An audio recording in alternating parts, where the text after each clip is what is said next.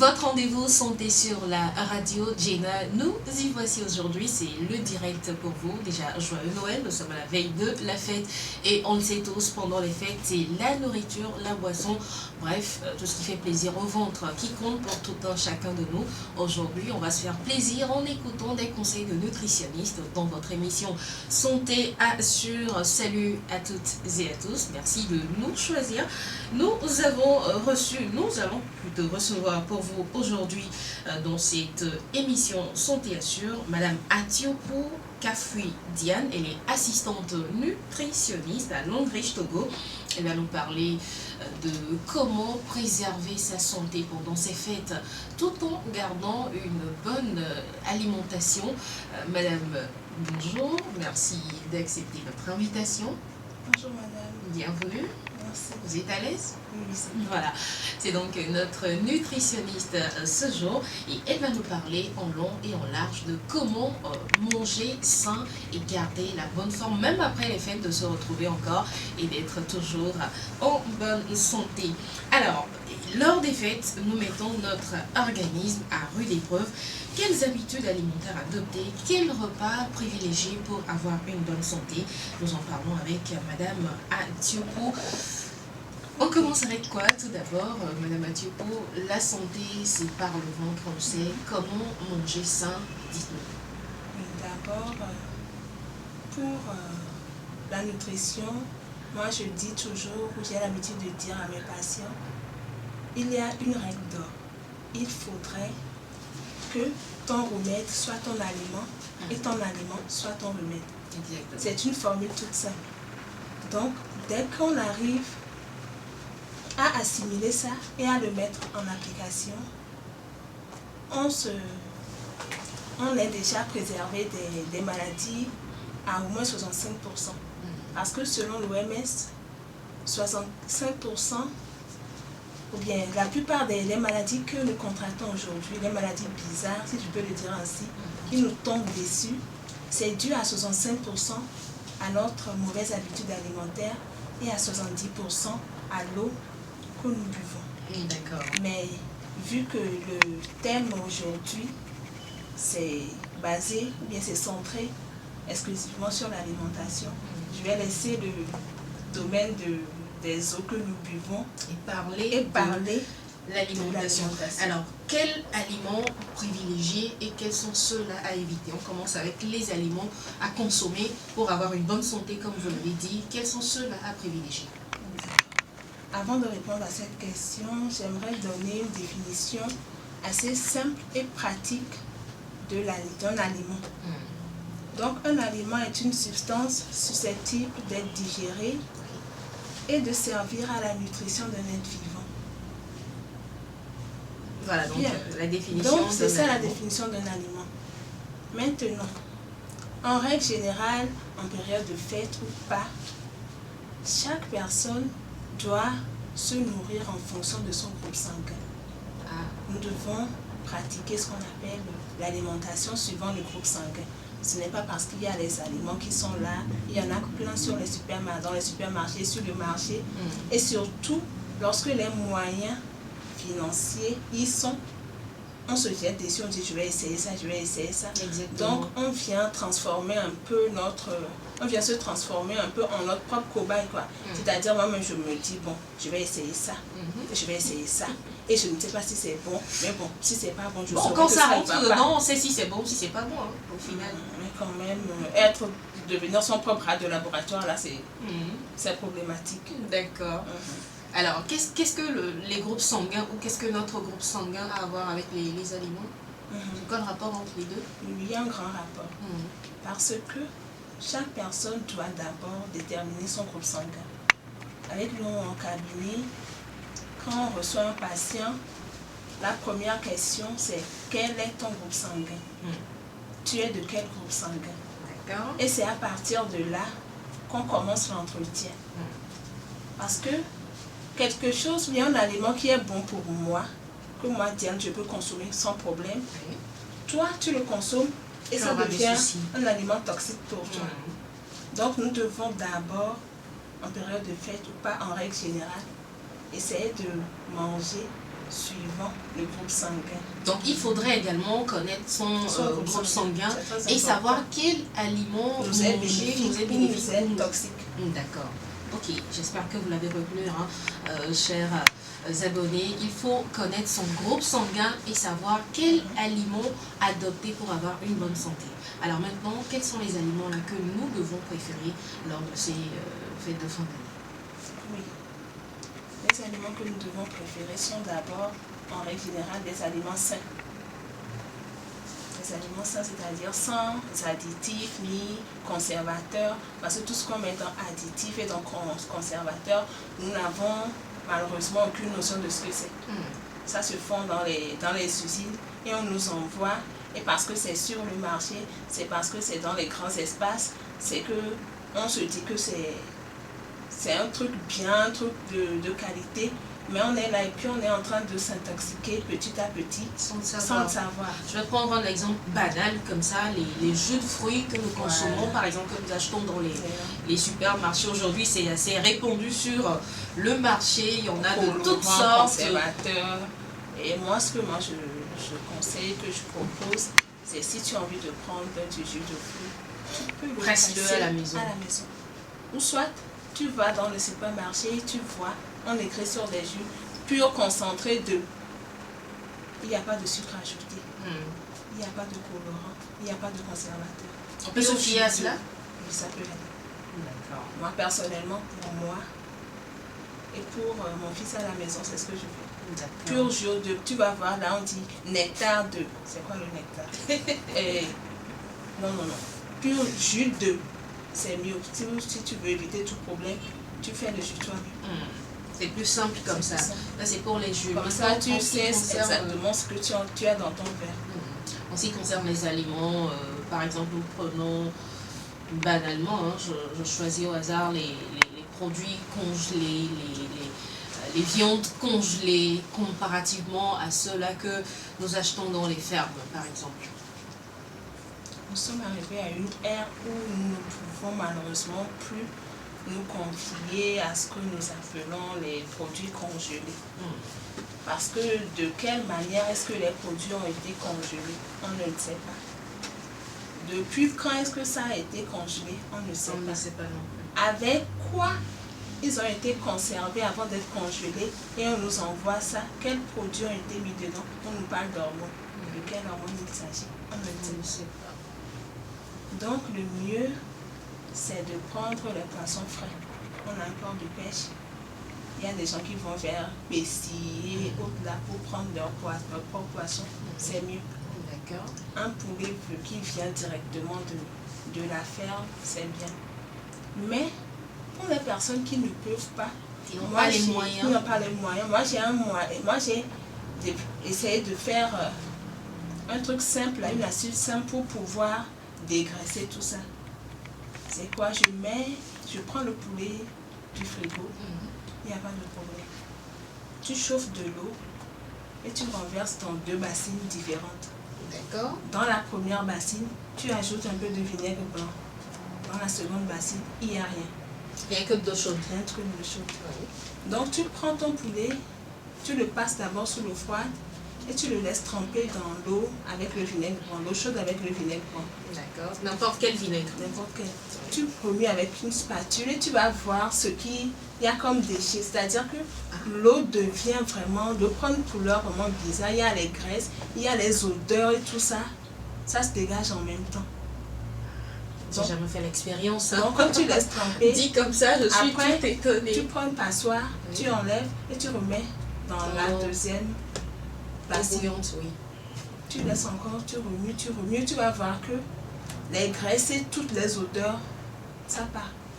Wow. Et c'est après ça maintenant que tu vas le remettre dans ta casserole et mettre les épices comme tu veux. Et préparer. Eh bien, c'est sérieux. Ça veut dire que ce que nous consommons là comme produits congelés, c'est pas du tout. Mais comment faire alors pour ceux-là qui n'ont pas vraiment les moyens d'aller sur le marché, acheter soit un poulet, une pintade ou du poisson frais comme vous l'avez dit, mais on est quand même obligé de consommer de la viande. Et Qu'est-ce qu'il faut faire? Est-ce qu'il faut forcément passer par ces étapes que vous venez de citer pour pouvoir manger ça? Il le faut. D'accord.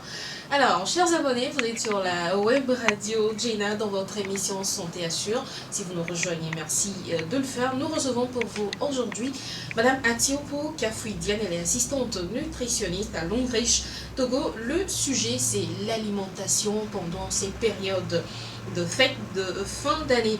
Alors, vous avez la possibilité, si vous avez des questions, envoyez-nous donc sur notre numéro WhatsApp, le 90 13 89 94. Je reprends, 90 13 89 94, parce que vous avez certainement des questions à l'endroit de Madame Atiopo. Alors, nous poursuivons. Dans cette émission, on parlait donc de ces aliments à privilégier pour avoir une bonne santé même après les fêtes. Bien. Pour avoir une bonne alimentation en règle générale, il faut plus de fibres, plus de fruits et de légumes, moins de féculents, moins de on va graisses. reprendre tout doucement. Vous parlez de fibres. Qu'est-ce que vous mettez dans fibres? Oui, les fibres, on peut les trouver dans les légumes secs, c'est-à-dire les pois, Ah, le d'accord. soja, Le soja. les haricots et tout ça. D'accord. Et ça contient des fibres. D'accord. On prend les fruits, on prend les légumes, Mhm. c'est bourré de fibres. D'accord. Il y a des vitamines, il y a du sucre, mais naturel, pas Naturel. Pas ajouté. pas ajouté. Mhm. Donc ça va. Ça nous arrange dans notre alimentation. Parce que si ces genres de choses vont dans notre assiette, on a au moins 60% de chances de passer une année sans aller dire bonjour à un médecin quelque part. Ah, vous faites de la publicité, là. Non, Donc, de la contre-publicité pour non, le non. médecin ici. Non, parce que voilà, il faut vraiment qu'on apprenne vraiment. Non, c'est juste pour à vous taquiner. Il faut qu'on comprenne, se trouve dans notre Dans notre assiette. assiette. Notre santé ne se trouve nulle part ailleurs. C'est D'accord. dans ta santé, là, c'est dans ta propre maison. Voilà, donc il faut préférer les fibres, les fruits, les légumes. Quoi d'autre? Les féculents, on en a besoin, mais Et boire pas beaucoup beaucoup. aussi. Il faut Hein. boire beaucoup d'eau. D'accord. Et qu'est-ce qu'il faut éviter maintenant? C'est la question là. Ça me fait encore revenir sur mon histoire de l'alimentation suivant le groupe sanguin. Il n'y a pas de souci, on vous écoute, on a tout le Parce temps que pour ça. chaque personne a une alimentation qui lui est spécifique. Je prends l'exemple banal du groupe sanguin O. Je les aime beaucoup parce que je les cite souvent l'exemple. Si D'accord. on prend le groupe sanguin O, c'est un groupe qui est né il y a 40 000 ans avant Jésus-Christ. Donc dans les... Comme tous les autres groupes, hein? Oui. Enfin, je suppose. Non, mais le groupe sanguin O, il est un peu plus ancien. D'accord. Donc, en ce temps-là, il n'y avait pas encore les affaires d'hormones et tout ça. Ils mangeaient sain. C'est-à-dire, ils prennent de la ferme et directement dans l'assiette. Ok. Donc, génétiquement, le groupe sanguin O est un groupe vraiment sensible, en ce sens qu'il possède des antigènes zéro. Donc, c'est un groupe à part. D'accord. Et si on prend ce groupe-là, le groupe sanguin O ne consomme pas de produits laitiers, ne prend pas des oranges, des agrumes en général.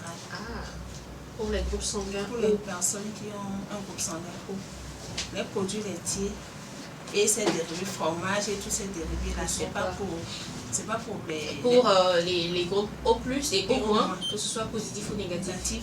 Il n'y a pas besoin. D'accord. Il y en a pas. Donc, pour leur alimentation aussi, il y a des viandes qui ne sont pas conseillées. Lesquels, par On exemple? peut prendre, pour les viandes bénéfiques, on peut voir les gibiers, les D'accord, viandes les viandes de blanches et bronze. tout ça. Mais les viandes de porc, les charcuteries et tout ça, c'est pas pour les Groupe groupes sanguin sanguins O. O. Parce qu'il n'y avait pas ça avant. D'accord. Donc il a du mal à s'adapter au niveau tout du ce qui est système nouveau. alimentaire qui est là actuellement. Parce que lui, le groupe sanguin O, il vient de l'Antiquité, donc lui, il est resté dedans à l'état brut, quoi. Donc c'est Naturel. l'état naturel. Donc Ces choses que nous avons aujourd'hui sur le marché, si tu vois une personne au groupe sanguin ou qui commence à les prendre, il va souffrir de différents maux, c'est-à-dire il va avoir des troubles gastriques, mais s'il n'a pas l'information, s'il ne sait pas que c'est mon alimentation qui constitue ma maladie, il prend ça aujourd'hui, ça ne lui convient pas. Il dit peut-être aujourd'hui je ne me suis pas bien réveillée. Alors qu'il a mangé un truc. Il prend la même chose. Aujourd'hui je ne me suis pas bien réveillée. Après toujours demain, la même chose. ça le même c'est les togolais. Tout ce qui ne tue pas en Grèce. Donc on va prendre d'abord, après on va mourir, il n'y a pas de problème. Donc c'est un peu ça. Si on connaît son groupe sanguin et qu'on sait qu'il y a ça, c'est interdit à mon groupe, il y a ça, c'est bénéfique parce que c'est dans le système comme ça. Il y a, suivant les groupes sanguins, des aliments bénéfiques qu'on doit consommer plus. Là, ça nous renforce d'abord le système immunitaire. Ça nous reproduit les cellules que nous perdons. Parce qu'en moyenne, nous perdons 13 000 cellules par jour. Mais si ces cellules partent, il faudrait, par l'alimentation, les régénérer. Mais si tu es là, tu prends du n'importe quoi, ou soit tu ne sais pas quoi prendre, et tu vas prendre quelque chose qui ne t'arrange pas, au lieu de régénérer les cellules, tu vas en perdre plus. Et là, ton système immunitaire est affaibli. Et même une simple grippe te met KO direct. Pourquoi est-ce qu'on a choisi le groupe sanguin O alors que je suis du groupe sanguin A+? Parlons du A+. maintenant. Qu'est-ce que les A+ doivent manger? Qu'est-ce qu'ils ne doivent pas manger? Dites-moi. Oui, pour le groupe sanguin A, le groupe sanguin A également ne doit pas prendre des produits laitiers, c'est-à-dire du calcium d'origine animale. Bienvenue. Non, ne vous en faites pas, je suis du groupe O aussi. Du groupe A également, aussi, mais... D'accord. Non. Par moment, on se permet, on peut se faire un peu plaisir, oui, mais tout en sachant que ou si choisir les laits là, pas trop écrémés, enfin, si on veut forcément au bois. Le truc c'est que le lait c'est du lait. Ah d'accord. Il n'y a pas à faire d'écrémer. Donc, crois sur le lait désormais. Donc, pour remplacer le calcium animal, on peut prendre du calcium d'origine végétale. On peut le trouver dans ce que nous appelons sésame, combinément aussi. Oui, du sésame. C'est très riche en calcium. D'accord. Donc pour A et O, c'est bon. D'accord. Calcium d'origine végétale. Et pour les fruits, ils peuvent consommer n'importe quel fruit ou il faut également choisir? Le groupe A, le principal fruit, le fruit qu'il ne faut pas pour le groupe A, d'abord c'est la papaye. D'accord. Et priorité pour quel fruit? Oui, pour les fruits qu'il faut, on peut prendre les oranges également. Pour le groupe A, c'est pas conseillé. Mais on peut prendre les autres, mais modérément. Modérément. D'accord. Bah voilà qui est noté. Prochainement, je saurai quoi manger quand j'ai faim ou quand j'ai... Et surtout, il faut éviter le blé, le pain blanc. Donc, en général, si le groupe A peut éviter le pain, c'est déjà bon. C'est déjà bon. D'accord. Voilà, les bonnes habitudes alimentaires, on en parle dans cette émission. Nous sommes avec Madame Diane Atiopo, assistante nutritionniste. Nous sommes à la veille de la fête, donc votre santé nous préoccupe et c'est pour cela qu'on a choisi donc ce thème pour vous. Comment manger sans culpabiliser pendant ces fêtes? Parce qu'on sait que lorsqu'il y a fête, il y a une entrée, il y a un plat de résistance, il y a un dessert, il y a plein de boissons, du vin, de la bière, des sucreries, du yaourt, enfin, il y a plein de choses qu'on se permet de consommer pendant les périodes de fête. Comment manger sain sans culpabiliser pendant les fêtes? Oui, en fait, le temps de fête est synonyme d'abondance, de festivité, de cadeaux, de réjouissance, et également de surplus de graisse, de surplus calorique, d'alcool, de ventre ballonné, si je peux le dire ainsi, et aussi des boutons qu'on est obligé de défaire pour pouvoir respirer. Mais je me demande parfois si on a réellement besoin de tout ça là avant de se dire qu'on est en fête. Parce qu'il ne faudrait pas oublier que l'abus de toute chose est nuisible. Il ne sert à rien de se dire qu'on est en train de faire la fête et de se rendre compte par après quand on est devenu une victime de la fête. Parce qu'il faut faire la fête, mais modérément. Quand la fête prend le dessus sur nous, c'est qu'on est devenu victime de la fête. Et après la fête, qu'est-ce qu'on fait?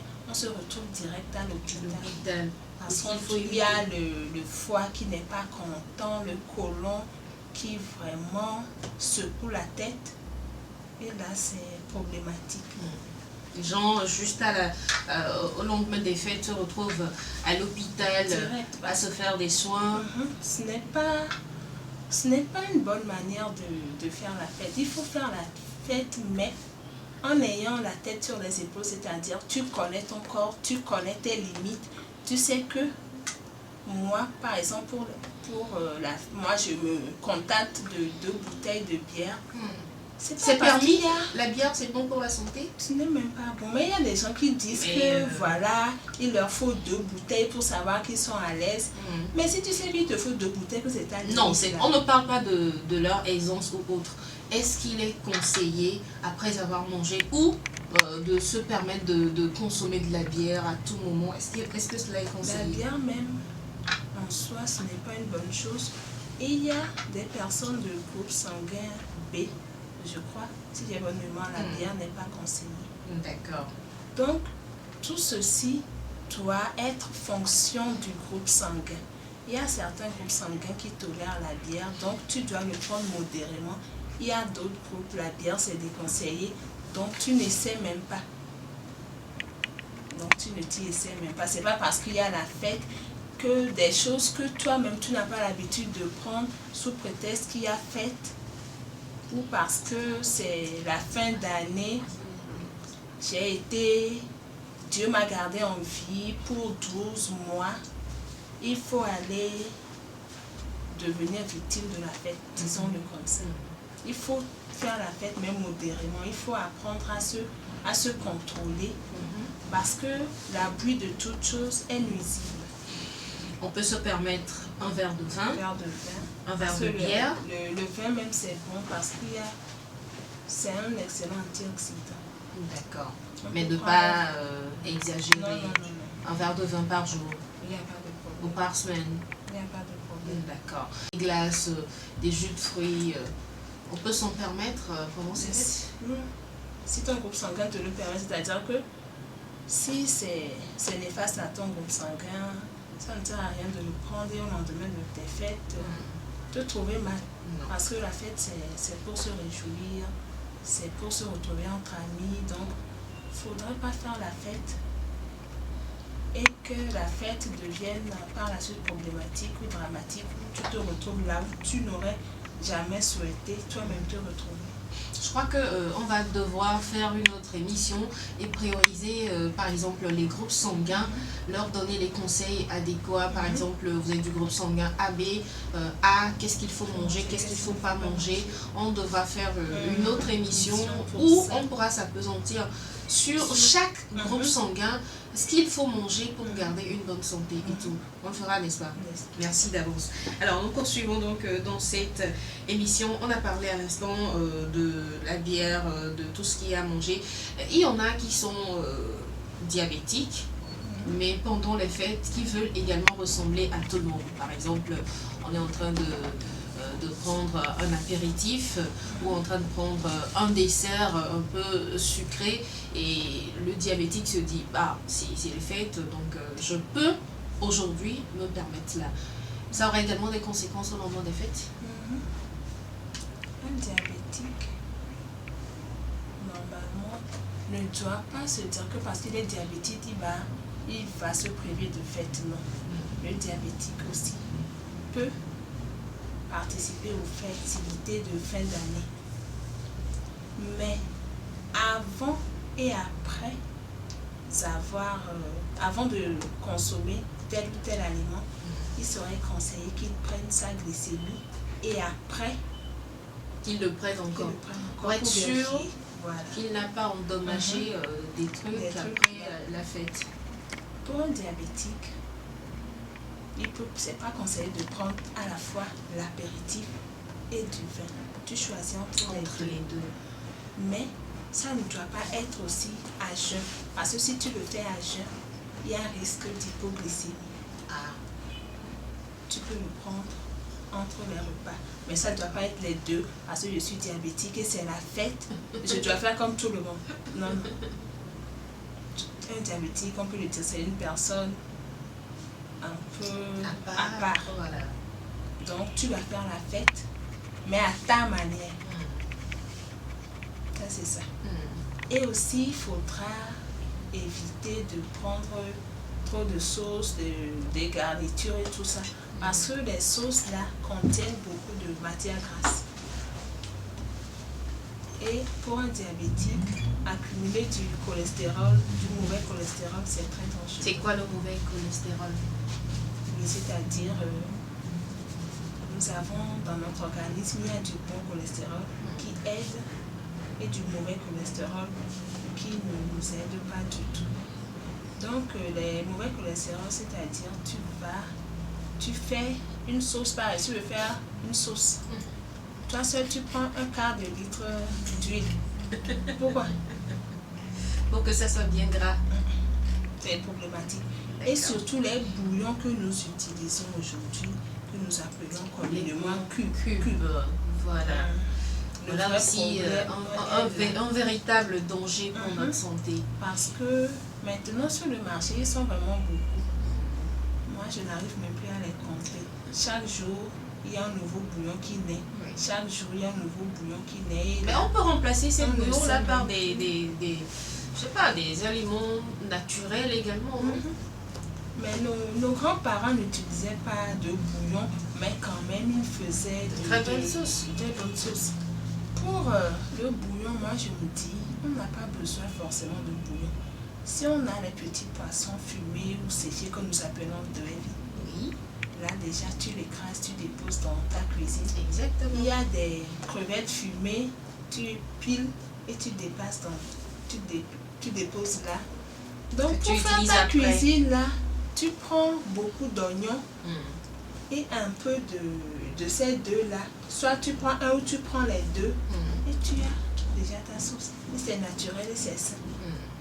On revient tout à l'heure à cette question des cubes sur le marché. Il y a une question pour vous. Bonjour, en tant qu'hépatite, en tant que personne souffrant d'hépatite B, je suppose, pouvons-nous prendre de la bière et de la liqueur? Pour l'hépatite, les boissons alcoolisées sont déconseillées. Sont fortement déconseillées.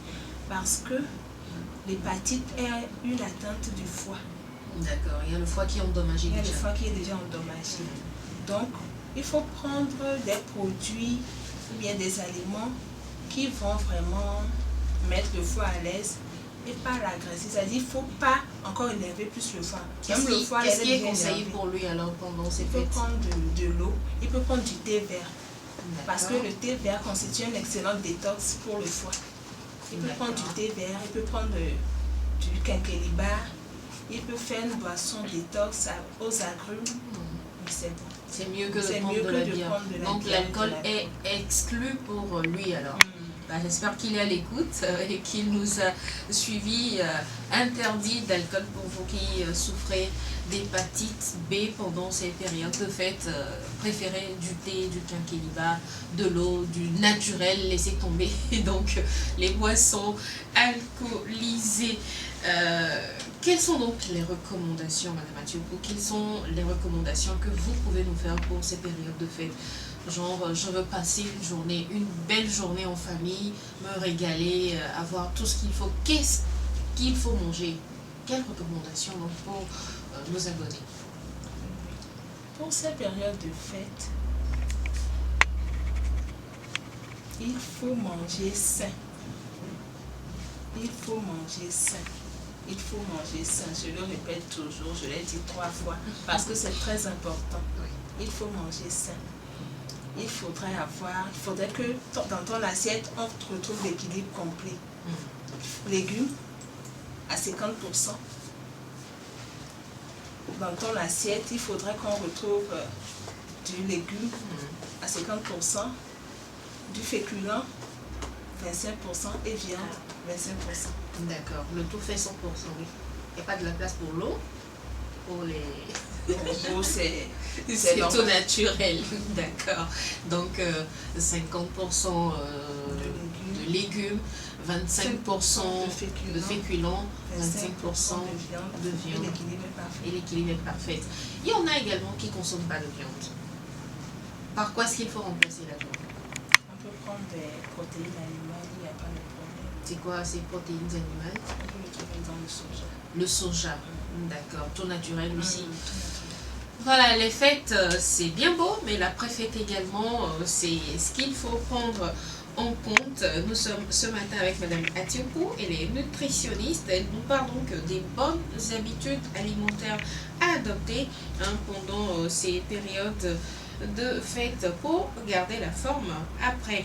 Alors, pour ceux-là qui certainement ne vont pas se modérer, ceux-là qui vont consommer forcément de l'alcool, ceux-là qui vont consommer forcément tout ce qui est mauvais pour leur santé, au lendemain vous serez certainement malade. Ne venez pas vers nous, mais nous on va vous dire à quoi vous vous exposez en prenant tout ça. Alors madame. Oui, lorsqu'on a un organisme fragile, c'est le foie qui souffre de la consommation d'alcool, des produits gras, de l'excédent de sucre et tout ça. Si on le prend en trop grande quantité et que le foie n'a pas le temps nécessaire pour travailler tout ça, ça nous tire vers un problème qui nous sera un peu difficile à traiter. Parce qu'il ne faudrait pas que, après les fêtes de fin d'année de 2019, on endommage notre foie et que le foie fatigué renvoie tout au rein et qu'on vienne dire que quelqu'un souffre de l'insuffisance rénale après avoir fêté Noël et Nouvel An. C'est problématique et c'est vraiment dangereux, c'est pas conseillé. Donc, pour moi, le meilleur traitement, c'est la prévention. Il faut fêter modérément. Il ne faut pas aller parce que on est en période de fête, tu viens tu pars d'ici, tu viens chez moi, on fait un repas. Non, je vais aller saluer mon cousin quelque part. Oui, je mange et encore puis voilà, tu arrives là-bas, au lieu de compléter seulement, tu dis non, c'est la fête ou quoi. J'ai pris quelque chose ici, un apéritif, je dois reprendre là-bas, et puis ça continue, ce n'est pas bon. J'espère que vous écoutez très bien cette partie. Parce que les fêtes de fin d'année, en fait, ça doit être comme une reconnaissance à Dieu qui nous a gardés en vie. Parce qu'on a tous en bonne santé surtout. On a tous commencé l'année, mais nous n'avons pas eu tous la chance d'arriver jusqu'ici. Mais pourquoi se mettre en danger pour dire que voilà, je suis restée en vie pendant 12 mois et oui, mais c'est problématique. Ah oui, en fait, on se dit, on a eu la santé toute l'année, c'est le moment de se garder toute l'année. Et tu dis et finalement et puis ça t'envoie direct à l'hôpital. Oh là là. Et c'est pas bon. C'est pas bon. Il faut faire tout modérément. Parce que quand le foie n'en peut plus, ça fatigue l'organisme. C'est-à-dire, tu te réveilles le matin, tu as eu 8 heures de sommeil, mais tu te réveilles comme quelqu'un qui n'a pas dormi du tout. Tu es fatigué, il y a des gastro, il y a le ventre, là ça ne va pas. Mais quand ça ne va pas dans le ventre, c'est que c'est l'organisme qui suit. Tu as mal à la tête, tu es essoufflé, il y a des boutons qui apparaissent sur le corps. Tout ça, moi je vous dis que c'est un peu, les effets secondaires sont un peu trop élevés. Pour se mettre à faire tout ça. Madame, nous arrivons presque à la fin de cet entretien. Un conseil également, on a oublié un tout petit peu les enfants. Quelle méthode alimentaire également adoptez-vous pour eux en récapitulatif? Oui, pour nos enfants, nous sommes en quelque sorte les gardiens de nos enfants. Ce n'est pas parce que l'enfant me réclame, s'il me réclame ça, que toi, parent, tu es censé savoir que ça n'avantage pas mon enfant. Tu connais ton enfant, tu connais ses soucis de santé. Donc ça ne sert à rien de dire que c'est parce que c'est la fête, hein, je vais lui donner, après on va voir. Là, on ne voit pas après, c'est maintenant qu'on règle tout. Donc il ne faut pas aller au-devant de ça. Il faut éviter aussi les sucreries, les boissons gazeuses et tout ça, parce que ça ne fait pas du bien. Ça fait ensuite rentrer des gaz qui entrent dans le côlon et dans les intestins. Et là, petit à petit, ça s'accumule et ça finit par créer ce qu'on appelle la colopathie fonctionnelle.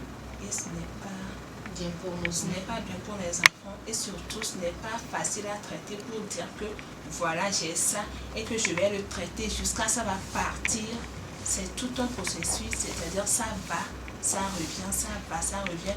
Et là, il faut être sous régime alimentaire à vie.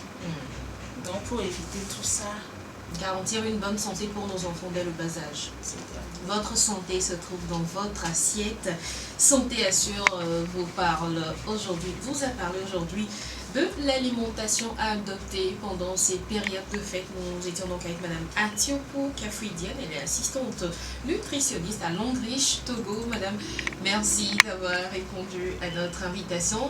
On compte bien sûr sur vous pour le prochain rendez-vous. Là, on va détailler les groupes sanguins et quelle alimentation pour chaque groupe sanguin. Déjà, joyeux Noël à vous. Merci à vous. Merci, on se dit à très bientôt. Merci. Merci également à vous, chers abonnés. On se dit également à très vite sur la radio web Djena. D'ici là, portez-vous bien et surtout fêtez modérément. Joyeux Noël à tous.